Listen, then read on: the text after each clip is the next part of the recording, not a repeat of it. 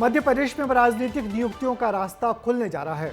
1.5 साल के लंबे इंतजार के बाद निगम मंडल के अध्यक्षों की नियुक्तियां होने जा रही हैं। बीजेपी के वरिष्ठ नेता और चुनाव हारे नेताओं को इन नियुक्तियों की मदद से राजनीतिक पुनर्वास किया जाएगा। संभावित नेताओं के नामों पर भोपाल में मुख्यमंत्री और संगठन के नेताओं के बीच पहले दौर की बातचीत हो चुकी है। जल्दी ही नेताओं के नामों का भी खुलासा होगा, मगर कुछ नाम विस्तार न्यूज के पास भी आए हैं। देखिए किन नेताओं की लॉटरी खुलने जा रही है हमारी इस रिपोर्ट में। नरोत्तम मिश्रा मध्य प्रदेश के पूर्व गृह मंत्री, रामनिवास रावत मध्य प्रदेश के पूर्व वन मंत्री। ये कुछ ऐसे नेता हैं जो ना तो अब मंत्री हैं और ना ही विधायक। ऐसे नेताओं को सरकार के कामकाज में एडजस्ट करने के लिए जल्द ही पार्टी 40 से ज्यादा निगम मंडलों में नियुक्तियां करने वाली है। सूबे में मोहन सरकार आने के बाद 45 लोगों को इन निगम मंडलों के पद से हटा दिया गया था और पिछले 1.5 साल से ये पद खाली पड़े हैं। लेकिन 1.5 साल का ये इंतजार अब खत्म होने वाला है। लिस्ट तैयार है, नाम भी फाइनल हो चुके हैं, दिल्ली से हरी झंडी मिल चुकी है और अब बस ऐलान होना बाकी है। इस लिस्ट में सबसे पहला नाम प्रदेश के पूर्व गृह मंत्री नरोत्तम मिश्रा का है। नरोत्तम मिश्रा अपना चुनाव हार गए थे, जिसके बाद पार्टी उन्हें निगम मंडल में किसी बड़े पद पर बैठा सकती है।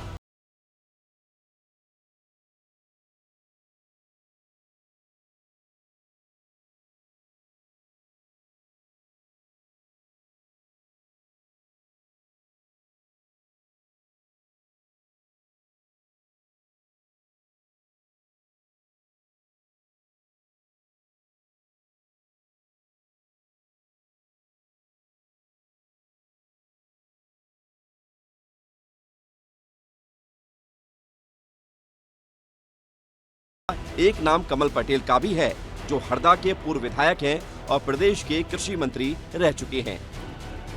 ऐसे ही कुछ बड़े नामों के अलावा भी संगठन में कई सारे चेहरे हैं जिन्हें बीजेपी निगम मंडलों के जरिए सरकार में लाना चाहेगी।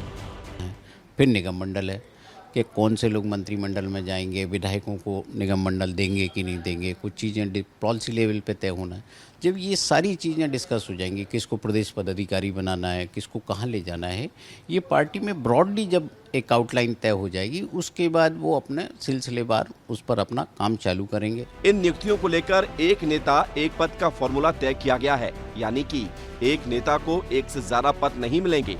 2 दिन पहले पूर्व मंत्री रामकृष्ण कुसमारिया मध्य प्रदेश पिछड़ा वर्ग कल्याण आयोग के अध्यक्ष बनाए गए। वहीं मौसम बिसेन को आयोग का सदस्य बनाया गया और यहीं से इन आयोगों में होने वाली नियुक्तियां शुरू हो गई। गुरुवार को सीएम आवास पर भी मुख्यमंत्री, प्रदेश अध्यक्ष हेमंत खंडेलवाल, संगठन मंत्री हितानंद शर्मा की बैठक हुई और सूत्र ये दावा करते हैं कि इस बैठक में सभी नामों पर आखिरी मुहर लग गई है। इन नियुक्तियों के पीछे पूरी प्लानिंग क्या है, ये भी समझ लीजिए। सरकार पहले निगमों में नेताओं की नियुक्ति करेगी। निगम मंडल प्राधिकरण के साथ साथ कॉलेजों की जन भागीदारी समितियों में भी नियुक्तियां की जाएंगी। इसके बाद जो नेता बच जाएंगे उन्हें संगठन में जिम्मेदारी दी जाएगी। अभी 45 निगम मंडल और बोर्ड में अध्यक्ष और उपाध्यक्ष के पद खाली हैं, जिन पर नियुक्तियां होनी हैं और ये कोई छोटे मोटे पद नहीं होते। बोर्ड और निगमों के अध्यक्षों को कैबिनेट मंत्री का दर्जा मिलता है, वहीं उपाध्यक्षों को राज्य मंत्री का दर्जा। निगम मंडलों में अध्यक्ष बना देंगे। 40-50 की लिस्ट देखी मैंने, और उसमें एक चीज़ और, जो कांग्रेस से गए हैं उसमें एक का नाम नहीं है।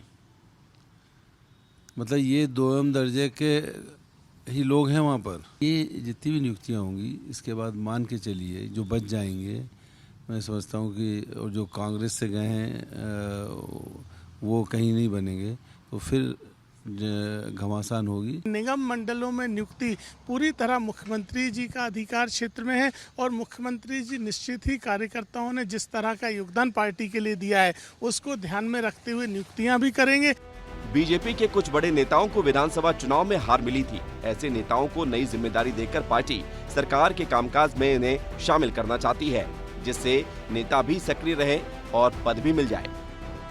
मध्य प्रदेश में खाली पड़े 40 से अधिक निगम मंडल और बोर्ड अध्यक्ष और उपाध्यक्षों की नियुक्ति अब जल्द ही होगी। सत्ता और सरकार के बीच आपसी तालमेल बनने के बाद नामों पर लगभग सहमति बन चुकी है और दिल्ली से भी इन पर नियुक्ति के लिए हरी झंडी मिल गई है।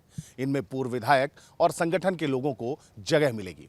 सरकार में संगठन के लोगों को पद मिलने के बाद संगठन में खाली हुए नए पदों पर नए लोगों की नियुक्ति की जाएगी। कैमरा पर्सन नागेंद्र के साथ अंचल शुक्ला, विस्तार न्यूज। दरअसल किसी भी राजनीतिक दल के लिए राजनीतिक नियुक्तियां करना आसान नहीं होती। यहाँ भी एक अनार 100 बीमार वाला हाल होता है। संभावित नेताओं की सूची में आखिरी वक्त तक भोपाल से लेकर दिल्ली तक सिफारिशें लगती हैं। आखिरी वक्त तक नाम जुड़वाए और कटवाए जाते हैं। वैसे आमतौर पर मुख्यमंत्री इन नियुक्तियों से बचते हैं, क्योंकि ये नियुक्तियां सिर्फ सजावटी भर्तियां होती हैं और इससे निगम मंडलों का खर्चा बहुत बढ़ता है।